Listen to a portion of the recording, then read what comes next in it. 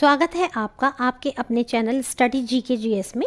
इसमें देखिए आपका असिस्टेंट प्रोफेसर से संबंधित जो सामान्य ज्ञान अध्ययन सामग्री है उसमें मैं यूनिट 2 आजकल करा रही हूँ, जिसमें मैंने यूनिट 2 में आपका एक वीडियो में बना चुकी हूँ। अब हम इसमें देखिए आपकी दूसरी वीडियो देखते हैं। ये सब मैंने कवर अप करा दिया है, आप जाकर के प्लेलिस्ट में चेक कीजिएगा, ये आपको सभी वीडियोस मिल जाएंगी। देखिए कितने इंपॉर्टेंट इसमें सब फैक्ट्स दिए हुए हैं, ये आपको एग्ज़ाम में ऐसे के ऐसे ही दिख जाएंगे, ये दिख सकते हैं और ये आते हैं, ये नेट में भी देखिए आपके सब दिख जाते हैं। आइए अब हम आज शुरुआत करेंगे शिक्षण के चर। यहाँ से आज हम शुरुआत करने जा रहे हैं। तो देखिए शिक्षण के चर, वेरिएबल्स ऑफ टीचिंग। तो देखिए शिक्षण प्रक्रिया में सामान्यतः 3 चर होते हैं। कौन कौन से? इंडिपेंडेंट वेरिएबल, डिपेंडेंट वेरिएबल और तीसरा आपका कौन सा है? तीसरा है आपका इंटरवीनिंग वेरिएबल। कौन सा? Intervening variable. तो देखिए सबसे पहले हम बात कर लेते हैं अपने स्वतंत्र चर के बारे में। तो देखिए जो आपका स्वतंत्र चर है वो क्या होता है? स्वतंत्र चर यानी इंडिपेंडेंट वेरिएबल शिक्षण प्रक्रिया में शिक्षक स्वतंत्र चर के रूप में कार्य करता है। वह छात्रों को अधिगम अनुभव प्रदान करने के लिए विभिन्न प्रकार के कार्य करता है। तो शिक्षक क्या है? एक स्वतंत्र चर है। आश्रित चर कौन हो गया फिर? ऑब्वियसली स्टूडेंट्स हो गए आपके, है ना। तो शिक्षण प्रक्रिया में छात्र को आश्रित चर की संज्ञा दी जाती है, क्योंकि शिक्षण प्रक्रिया में नियोजन, व्यवस्था और प्रस्तुतिकरण के अनुसार ही उसे क्या करते हैं? सक्रिय रूप से कार्य करना पड़ता है। अगला देखिए इंटरवीनिंग वेरिएबल, ये क्या है? अब तो देखिए शिक्षण प्रक्रिया में पाठ्यवस्तु, शिक्षण विधियाँ, शिक्षण युक्तियाँ, शिक्षण व्यू रचनाएं आदि हस्तक्षेप चर यानी इंटरवीनिंग वेरिएबल्स कहलाते हैं। यह सभी चर शिक्षण प्रक्रिया में हस्तक्षेप करते हैं। तो देखिए आपका जो टीचर है वो आपका क्या हो गया? इंडिपेंडेंट वेरिएबल हो गया, है ना। और जो आपका स्टूडेंट है वो आपका क्या हो गया? डिपेंडेंट हो गया, बिकॉज वो आपके टीचर पे डिपेंड करता है, ठीक। और आपके जो ये है हस्तक्षेप या इंटरवीनिंग वेरिएबल्स, ये आपके क्या क्या हैं? पाठ्यवस्तु, शिक्षण विधियाँ, शिक्षण युक्तियाँ, शिक्षण व्यू रचनाएं आदि। अगला देखिएगा शिक्षण के वेरिएबल। तो देखिए विभाजन, सबसे पहले देखते हैं वेरिएबल्स ऑफ टीचिंग। सबसे पहले स्वतंत्र चर, आश्रित चर, फिर आपका हस्तक्षेप चर, ठीक है। अब देखिए शिक्षण के चर, स्वतंत्र चर यानी टाइप ई, टाइप एस। टाइप ई मतलब स्वतंत्र चर, टाइप ई स्वतंत्र चर और टाइप एस स्वतंत्र चर। टाइप ई में कौन सा आ गया आपका? टाइप ई में आपका आ गया जोड़ तोड़ पर आधारित विभाजन, ठीक। और टाइप एस में कौन सा आ गया आपका?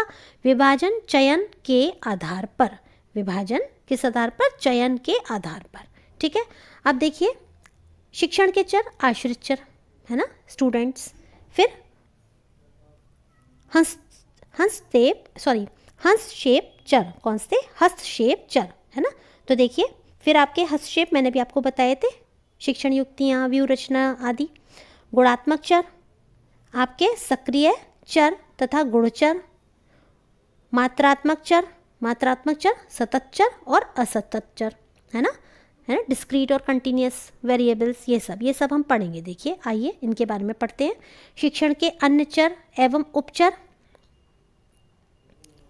सक्रिय चर, प्रयोग या शोध के दौरान जिन चरों में जोड़ तोड़ संभव हो, है ना, पाता है, उसे सक्रिय चर कहा जाता है। जिन चरों में जोड़ तोड़ संभव हो उनको हम सक्रिय चर कहते हैं। गुणचर, वैसे चर को कहा जाता है जिनमें जोड़ तोड़ संभव ना हो। देखिए ऐसे का ऐसे पूछ लेंगे कि जोड़ तोड़ किस में संभव नहीं है, वो क्या किस प्रकार के चर कहलाते हैं? सक्रिय, है ना, या हस्तक्षेप या गुण, इस तरीके से तो आपको पता होना चाहिए। अगला देखिए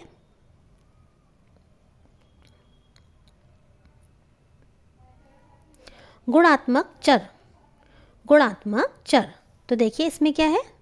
डी एमेटो के शब्दों में गुणात्मक चर में वैसे चरों को रखा जाता है जिनमें ऐसी श्रेणियां आती हैं जिन्हें मात्रा के रूप में सुव्यवस्थित नहीं किया जा सकता, जैसे प्रजाति, धर्म, पेशा आदि, है ना।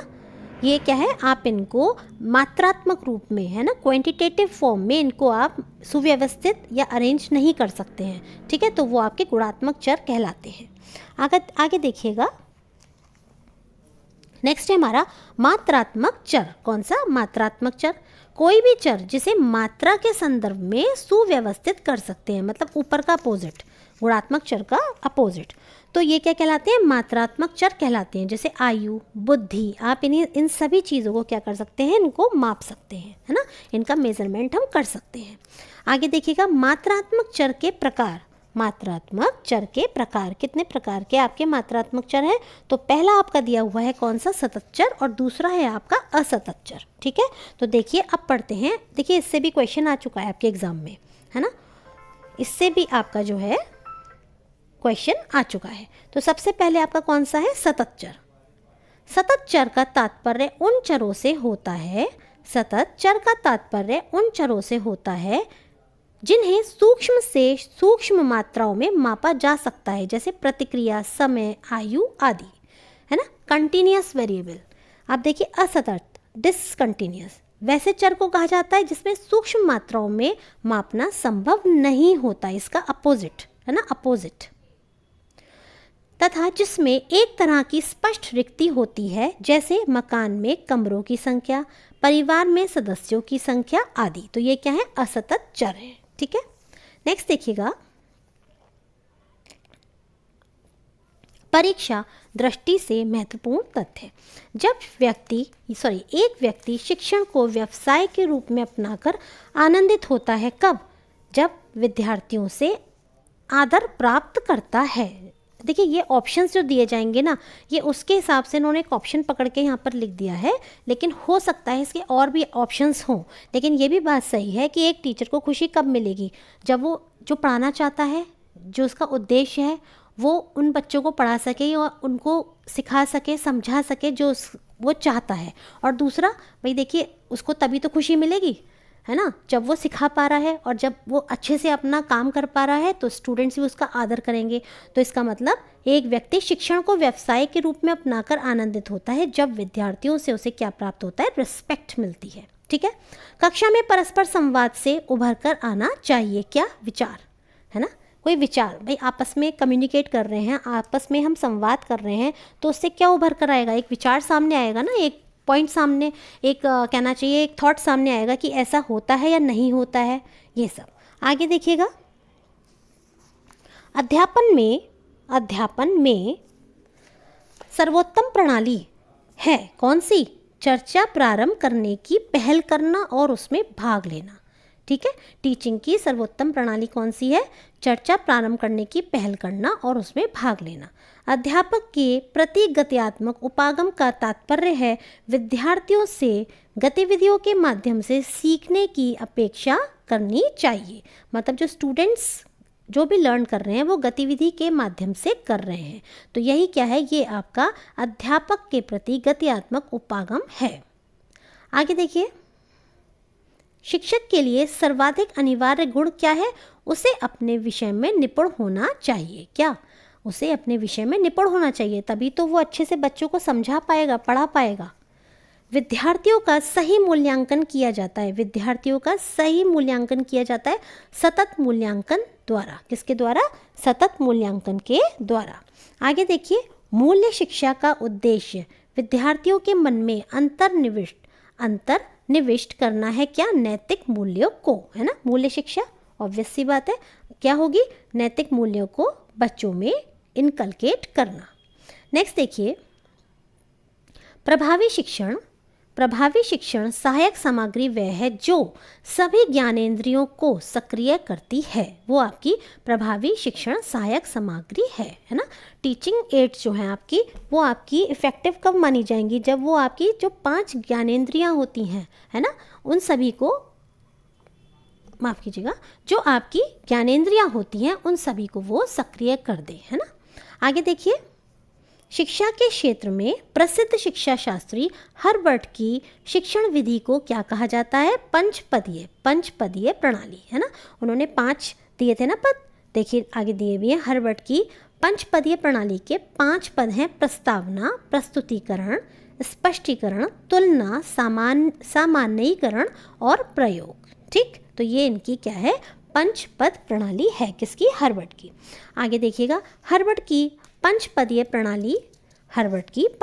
प्रणाली प्रेरणा स्रोत है आधुनिक पाठ योजनाओं की। या ऐसे पूछ लें, आधुनिक आजकल जो पाठ योजनाएं बनती हैं वो किससे प्रेरित होकर बनती हैं, तो वो हर्बर्ट की पंचपदीय प्रणाली से प्रेरित होकर बनती हैं। आगे देखिए, शिक्षा संबंधी फ्रोबेल के विचार संकलित हैं किसमें, एजुकेशन ऑफ मैन पुस्तक में। किसके कह रहे हैं, शिक्षा संबंधी फ्रोबेल के विचार। अच्छा, फ्रोबेल किससे संबंधित थे, इन्होंने किस विधि का प्रतिपादन किया, खेल विधि। खेल खेल में बच्चों को पढ़ाना है ना, Froebel is related to your play method. Next is, देखिए, शिक्षक के कार्यों का वस्तुनिष्ठ मूल्यांकन,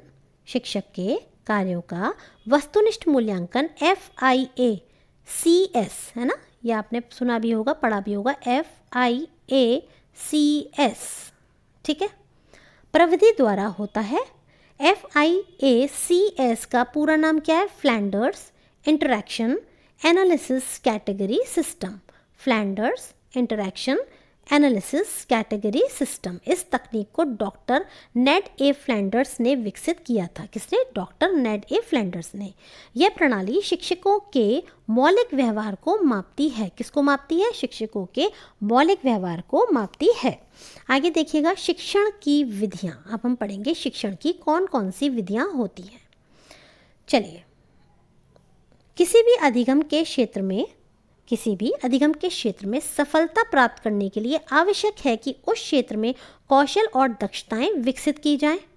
शिक्षण विधियां ऐसे साधन हैं जिनके प्रयोग से छात्र पाठों में रुचि लेने लगते हैं, पाठ्य सामग्री उन्हें अधिक स्पष्ट होने लगती है या लगने लगती है तथा वे सरलता और सुगमता से विषय वस्तु को हृदय से याद करने में या समझने में या अपने कहना चाहिए अपने दिल में बिठाने में समर्थ होते हैं, अपने मन मस्तिष्क में बैठाने में समर्थ हो जाते हैं। मोटे तौर पर शिक्षण विधियों का प्रयोग शिक्षण को रुचिपूर्ण, प्रभावशाली, सफल बनाने के लिए किया जाता है।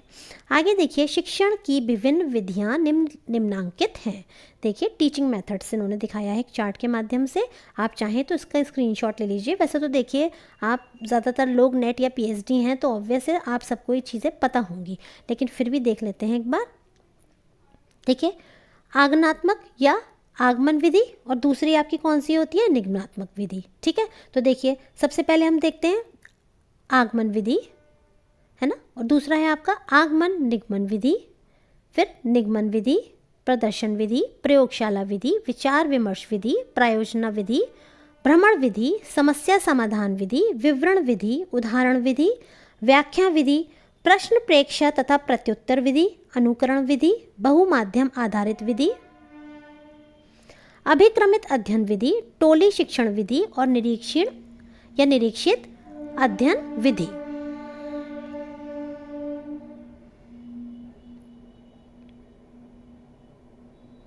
देखिए, टोली शिक्षण विधि या निरीक्षित अध्ययन विधि। आगे देखिए, अब देखते हैं हम आगमन विधि के बारे में। ये आप लोग सब पढ़ चुके होंगे, मैं इनको थोड़ा थोड़ा आपको करा दे रही हूँ, मतलब थोड़ा नहीं, पढ़ दे रही हूँ फटाफट। आई मीन टू से दिस।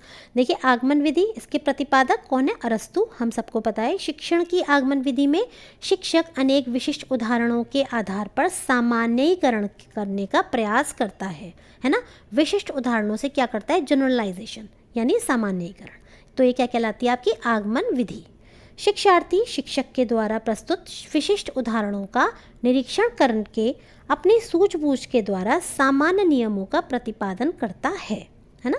आगमन विधि में शिक्षक ज्ञात से अज्ञात की ओर, विशिष्ट से सामान्य की ओर, मूर्त से अमूर्त की ओर के शिक्षण सूत्रों का उपयोग करता है।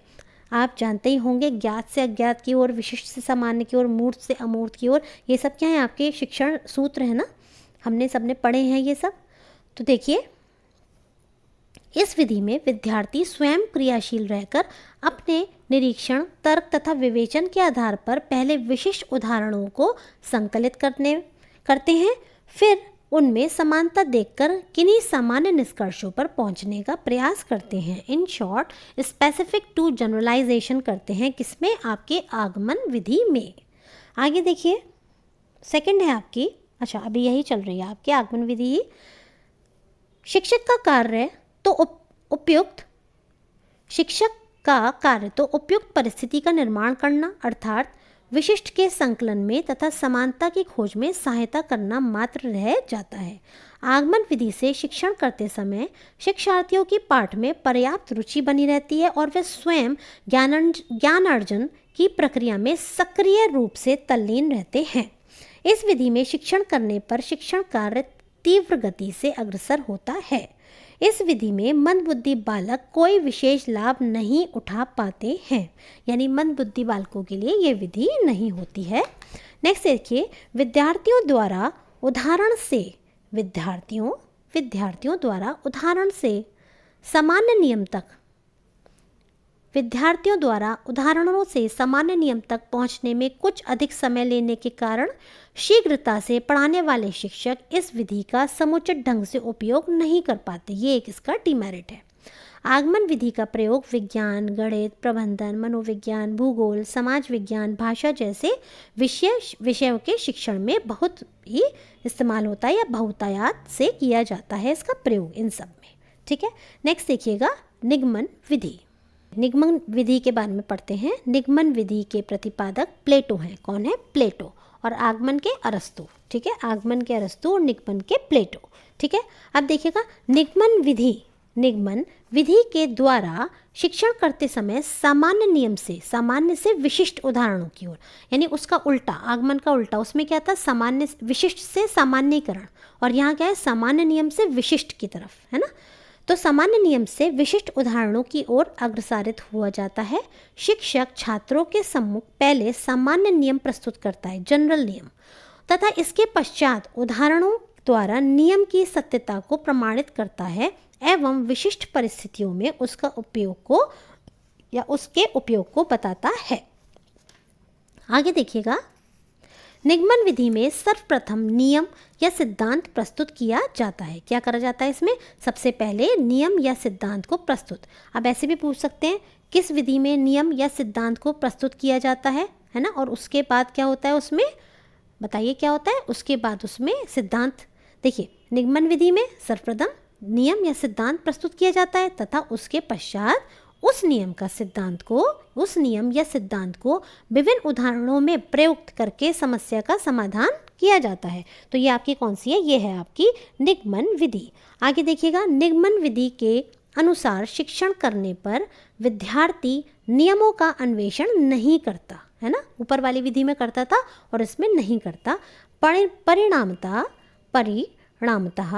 वह शिक्षण अधिगम में क्रियाशील नहीं रह पाता, है ना, नहीं। उसकी रुचि शिक्षण अधिगम में विकसित नहीं हो पाती तथा वह अर्जित ज्ञान को अधिक दिनों तक स्मरण नहीं रख पाता है ना। जो भी उसने ज्ञान प्राप्त कराया उसको बहुत ज़्यादा दिनों तक वो उसका स्मरण या याद नहीं रख पाता है।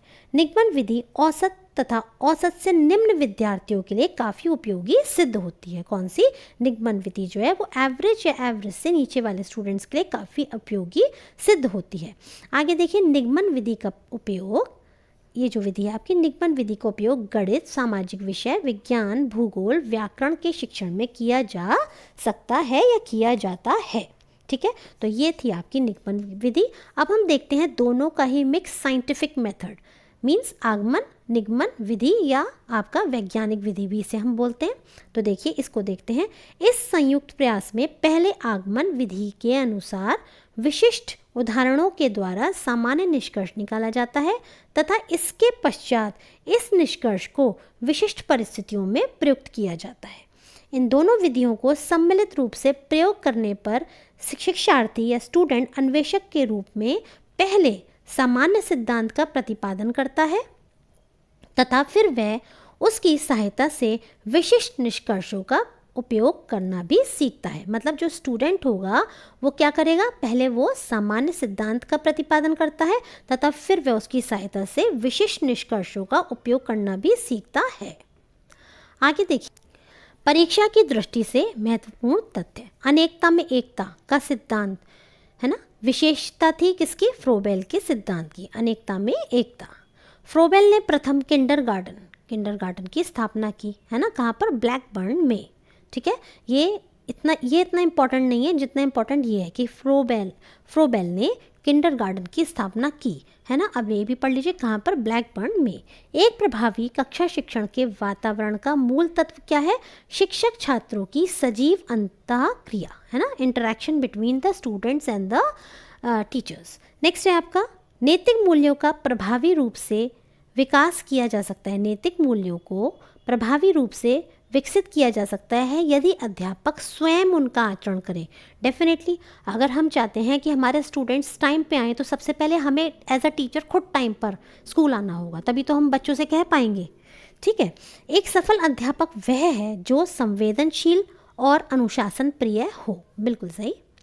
नेक्स्ट देखिए, सूक्ष्म माइक्रो अध्यापन अधिक प्रभावशाली है कब? अध्यापन अभ्यास की तैयारी के दौरान। ठीक है, ये कब अधिक प्रभावशाली है? माइक्रो टीचिंग अध्यापन अभ्यास की तैयारी के दौरान। ये शब्द को ध्यान रखिएगा। अधिक अंतक्रियात्मक विद्यार्थी उन्मुख केंद्रित हैं किसमें? समूह चर्चा में।